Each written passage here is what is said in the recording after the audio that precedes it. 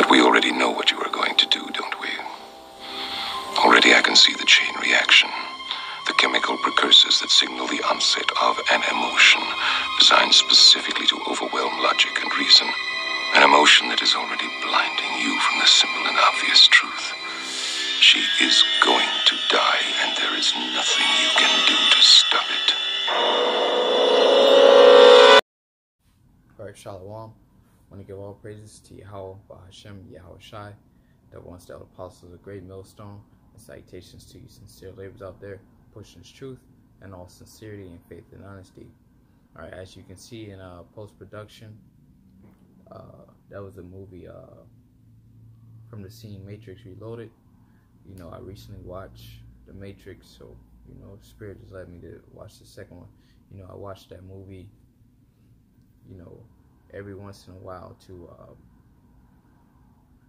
get in the mind, you know, that mind state of, you know, from this world going to and forth through, you know, our daily journeys throughout the world. So I always watch that movie every once in a while to kind of give me a spiritual tune-up, so to say. All right, but what caught my attention, that last the clip that you see right there. I mean, I had other points as well, but that scene is specifically because, like, you know, in that part of the movie, Neo, the character that was dressed in all black with the glasses, he had a decision to make, whether to save the city of Zion or whether to save the chick he loved. And if he, you know, wanted to save the chick he loved, you know, pretty much the human race would be destroyed if he went through the door to save her, or if he went through the door to save the city of Zion. All right, now, like the architect told him, the dude that created the Matrix in the movie, he told him that, you know, he said your emotions is pretty much hindering your process, your thinking of logic, you know, and reasoning, so to say. All right, so it was his emotions that he had for the woman was pretty much affecting him on you know, decisions that he should make. All right, rather one woman, you know, yeah, you love her, so on and so forth, but you gonna go after one woman instead of saving the whole city of people, you know, which is, you know, if you love a woman, you know, it's pretty much a hard decision to make. But once again, you got to get rid of the emotions and don't let that interfere with your reasoning, your thinking, man. You know, we got to use that in its truth. For example, the rape doctrine. All right, they call it a rape doctrine, but that's specifically what the scriptures say. You know, you've had people get emotional and fall out over, you know, over that, instead of they let their emotions get in the way of their reasoning and their thinking. All right, and it says that's blinding you from the truth. Okay, which is the, you know, which is what we have here at GMS, the truth. All right, so I wrote this down from out of the New International Version. This is Deuteronomy 22 verse 28, and it says, if a man happens to meet a virgin who is not pledged to be married, so she hasn't had sex with another man, or hasn't been the marriage has not already been what's the word I'm looking for, signed, so to say, for lack of a better term. The word slipped in my mind. It says, who is not pledged to be married and rapes her, and they are discovered. All right, so in the New International Version, if you go to Deuteronomy in the King James Version,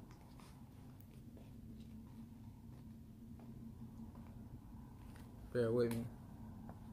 Deuteronomy 22 verse 28. If a man find a damsel that is a virgin which is not betrothed, and lay hold on her, so the New International Version translated it as, you know, as it for layman's terms, so to say.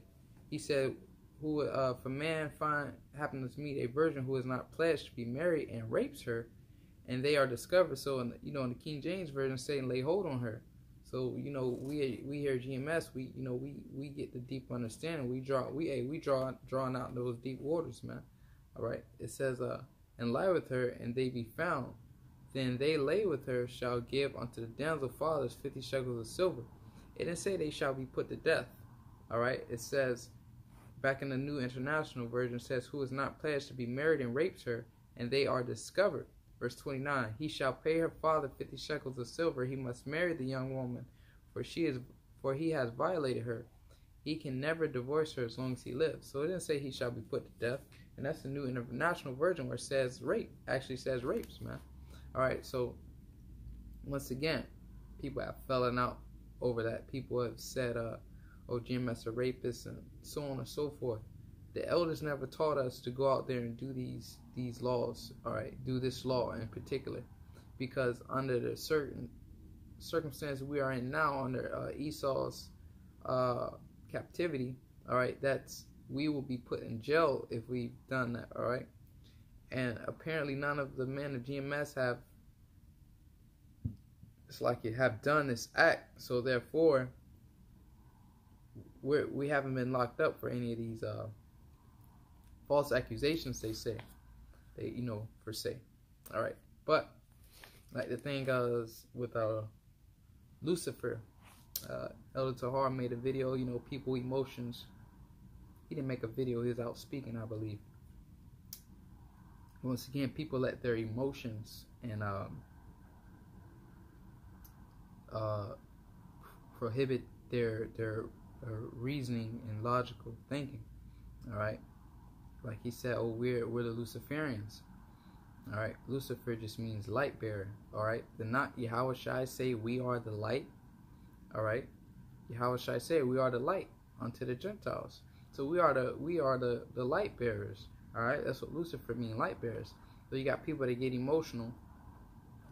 Oh, they're Satan worshipers. I can't follow them. He said they Luciferians. And Yahweh Shai is, he's like the chief Luciferian, man. He holds the light, all right? Lucifer has absolutely nothing to do with Satan. And Satan is just means adversary, okay? So you can call your best friend, you had a best friend in the world, you can call him Satan, man. He's an adversary now, all right? Your cousin is Satan because they're adversaries, not with the truth. Okay, so once again, we have to, us being judges, okay, being men first and foremost, being judges, all right, we have to make decisions and not let emotions prohibit our reasoning and logic, all right, and another point I wanted to make, I think that's about it. It just slipped my mind. A lot of things going on right now. But I just got another precept here real quick. This is Sirach. Oh, Khan, that's what I wanted to say. Us being in the flesh, first off, we're going to get emotional, first off. But you can't let those emotions dictate your logic and your reasoning. Your critical thinking. Can't let that distract you from what's truth, what's real, what's reality, what needs to be done, what judgments need to be made. All right, so that's first and foremost, I want to say that, because we're in the flesh, we're gonna have emotions, of course, but you have to not let those emotions dictate and act off of those emotions like that. All right, the scriptures say be swift to hear, all right, slow to wrath. All right, this is Sirach, this is the last precept, and then I'm gonna branch off. All right, this is Sirach, Ecclesiasticus, and Apocrypha. All right, chapter 11, verse 7. Blame not before thou hast examined the truth. Okay, so you see something jacked up. All right, hey, whether it's in the truth or whether it's out of the truth, man. Thinking like this, you know, logically thinking and always analyzing the situation. All right. It says, blame not before thou hast examined the truth. So don't, as soon as you see some shit, oh shit, you did this, you did that. No, that's just off emotions, man. All right. Something goes missing in your house or something. All right. Or, you know, you say, oh, well, you're the only person that's been in here, or, you know, or whatever the case may be. Maybe you dropped something outside or something. All right. Or maybe some words were said, or, you know, anything. And then instead of saying, oh yeah, he said this, all right, go to that person, whoever, and examine it. Ask, did you say this or did you say that? Don't go off of straight emotions. Like, somebody can have your damn head fucking juiced up, man. All right, off of he say, she say shit. And then as soon as you see this dude, you ready to fucking take his head off, man. All right. So you going off of he say, she say, going off emotions, yeah, it's pissing you off. But then as soon as you see this man, you fucking take his head off. All right, you end up in jail. Then kind of find out it wasn't, he didn't even say that, man. All right, that's going off emotions. All right. Sirach, Ecclesiastes 11:7. Blame not before thou hast examined the truth. Understand first.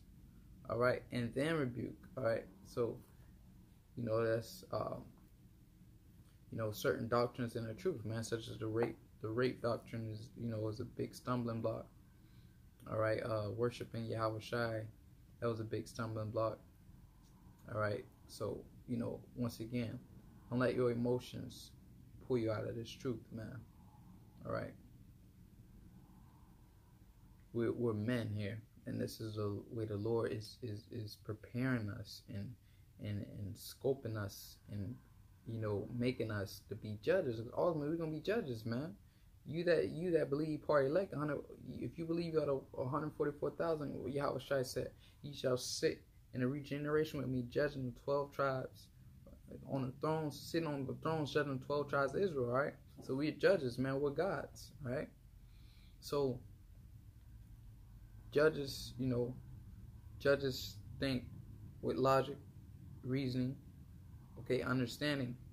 Then, bam, they let loose a judgment. All right. Esau has built up a track record with the Most High, broken every fucking law in the scriptures. All right. Yeah, the Most High is pissed off, of course, but he didn't just come out and just destroy Esau. No, he has to wait to that point in time because he's bound to his word.